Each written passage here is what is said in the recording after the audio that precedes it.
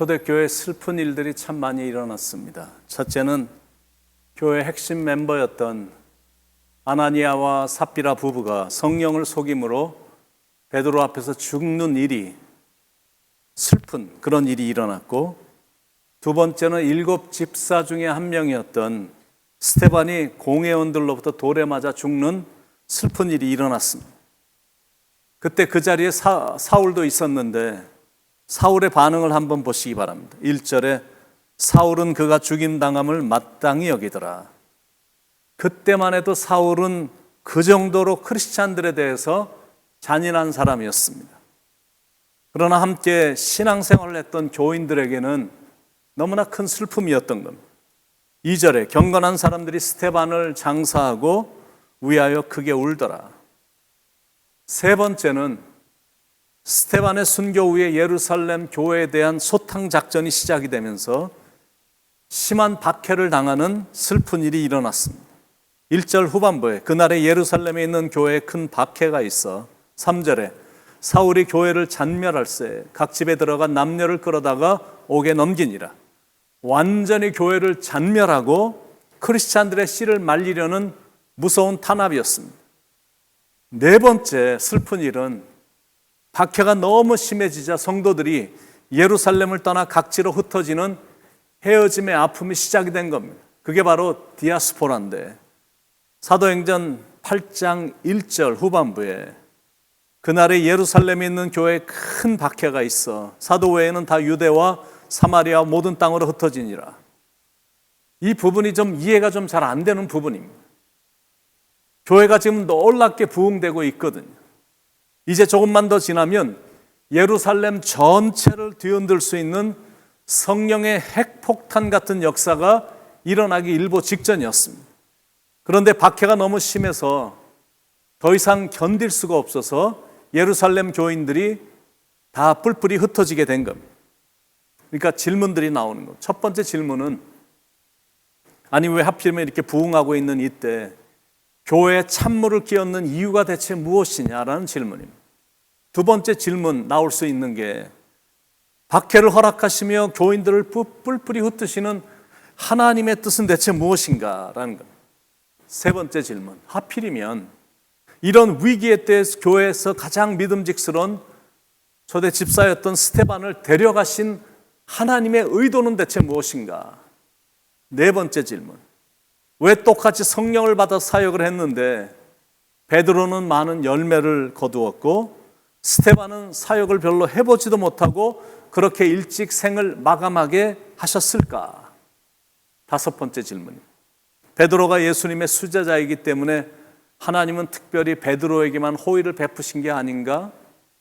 마지막 질문, 스데반은 괜히 예수 믿어서 손해본 게 아닌가? 그렇다면 스데반의 사역은 실패한 사역이 아닌가? 많은 질문들, 의문들이 나올 수 있습니다. 그것에 대한 답은 첫째는 스데반에게만 핍박을 가한 게 아니다라는 사실입니다. 예수를 믿는 모든 사람들에게 박해가 가해져서 더 이상 예루살렘에 있을 수가 없었던 겁니다. 그냥 한 사람만 미운 게 아닙니다. 유대인에 대한 증오로 인해 일어난 우발적인 사건도 아니다라는 거예요. 박해와 이 디아스포라의 동기는, 전체적으로 흩어지게 된 동기는 유대 종교자들이, 종교 지도자들이 자기들의 권위를 찾기 위해 한 건데, 그런데 더 정확하게 말하자면 그건 땅끝까지 이르러 내 증인이 되라는 선교의 전환점을 일으키기 위한 하나님의 섭리셨다라는 사실입니다. 사도행전 1장 8절에 예루살렘과 온 유대와 사마리아와 땅끝까지 이르러 내 증인이 되리라, 예수님이 유언과 같은 메시지를 던졌거든요. 예수님께서 너희가 성령을 받아 땅끝까지 나가서 복음을 전하라 라고 명령했음에도 불구하고 그들은 예루살렘을 떠나지 않았거든요.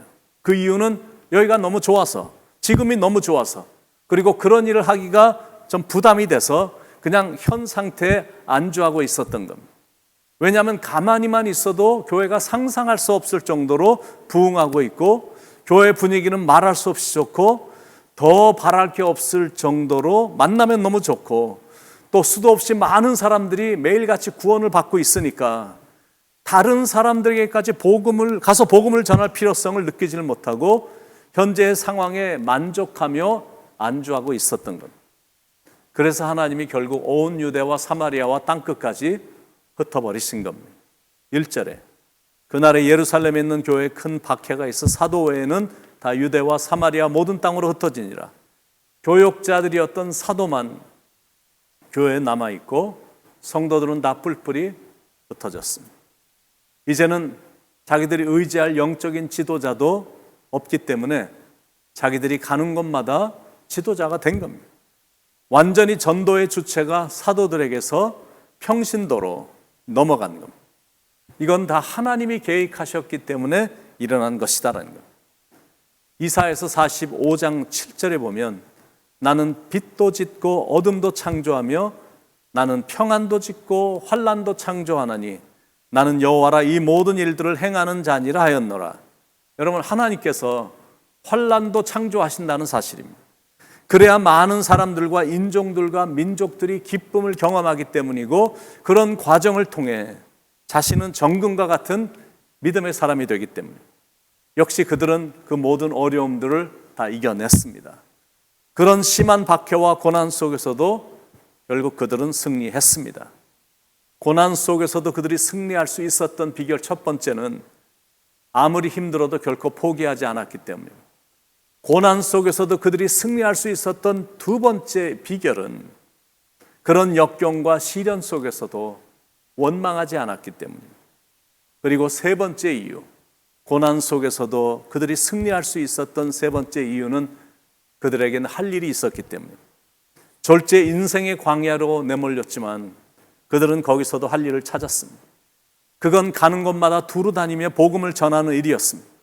지나가는 나그네 한 명에게도 무심코 지나지 않고 복음을 전하는 복음의 열정이 있었습니다. 12절에 빌립이 하나님 나라와 및 예수 그리스도의 이름에 관하여 전도함을 그들이 믿고 남녀가 다 세례를 받으니 시몬도 믿고 세례를 받은 후에 전심으로 빌립을 따라다니며 그 나타나는 표적과 큰 능력을 보고 놀라니라. 가는 곳마다 적극적으로 복음을 전했고 성령의 능력으로 기적과 귀신을 쫓아내는 큰 능력까지 가는 곳마다 막 일으킨 겁니다. 그러니까 사람들이 다 놀란 겁니다. 결국 하나님을 믿는 사람들이 또 이긴 겁니다. 교회를 핍박하고 교인들을 무섭게 몰아붙이면 교회는 쪼그라들고 또 전도의 불길도 꺼질 거라고 생각을 했겠지만 오히려 그러면 그럴수록 예루살렘을 넘어 온 유대와 사마리아와 전 세계로 복음이 확산이 되니까 마귀가 이번에도 또 진 겁니다. 사탄 마귀는 지금도 여전히 비슷한 방법으로 교회를 흔들어대지만 신기한 건 하나님의 역사는 그런 고난과 시련 속에서도 계속 왕성하게 이루어진다는 사실입니다. 예루살렘 교회에서 가장 성령과 지혜가 충만했던 스데반의 순교로 복음이 빠른 속도로 멀리까지 전해지게 됐습니다. 핍박을 가하면 가할수록 교회가 약화되거나 문을 닫는 게 아니라 흩어진 성도들을 중심으로 복음이 더 강력하게 전해진 겁니다. 시대에 따라 또 때를 따라 복음을 전하는 사람은 바뀌어도 복음은 계속 전해진다는 게 참 신기합니다. 그게 하나님이 하시는 방법이시다라는 거예요. 여러분, 달리기 릴레이를 이렇게 구경하다 보면 먼저 달린 선수가 그 다음 선수에게 이렇게 바톤을 건너줍니다.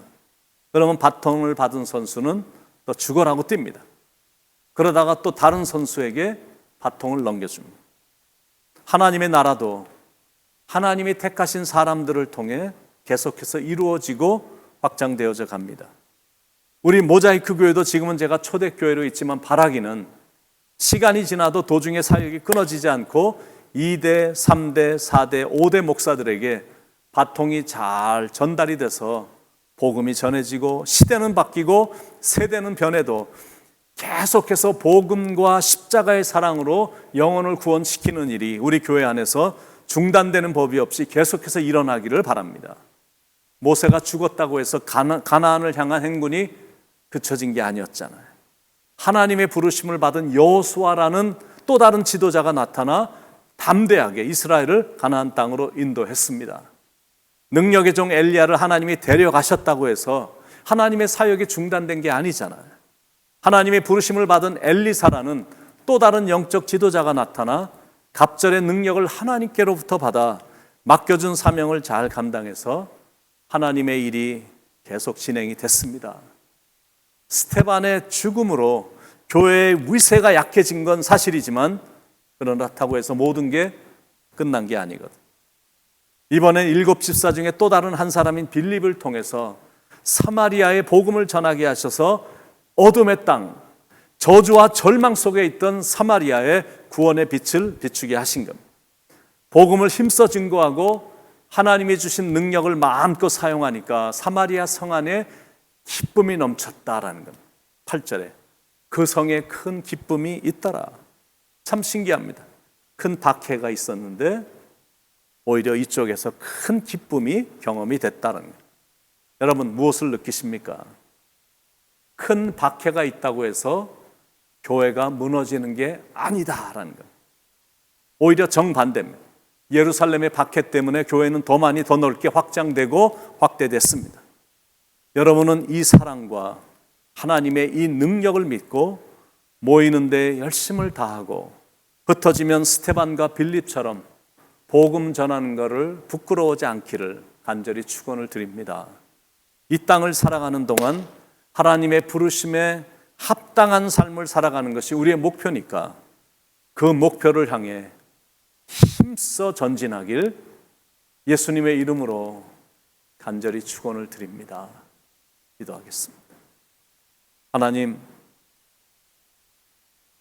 이 시대에도 기독교에 대한 탄압이 보이지 않게 일어나고 있는데 그렇다고 해서 우리가 위축되는 게 아니라 오히려 더 위세를 떨치며 강력하게 나오는 그런 강한 모습이 우리에게 있게 인도해 주시고 오히려 이런 위기라고 느껴지는 이때가 하나님의 인도하심을 받을 때 오히려 더 많은 사람을 구원시킬 수 있고 복음을 전할 수 있는 좋은 기회가 될 수 있으니 주님의 부르심에 합당한 그릇이 돼서 그리스도의 증인으로서의 삶을 온전하게 잘 살아갈 수 있도록 하나님 저희를 지키시고 저희를 인도하여 주시옵소서. 오늘도 하나님의 뜻대로 살아가는 하루가 되기를 소망하며 사랑이 많으신 예수님의 이름으로 간절히 기도드립니다. 아멘.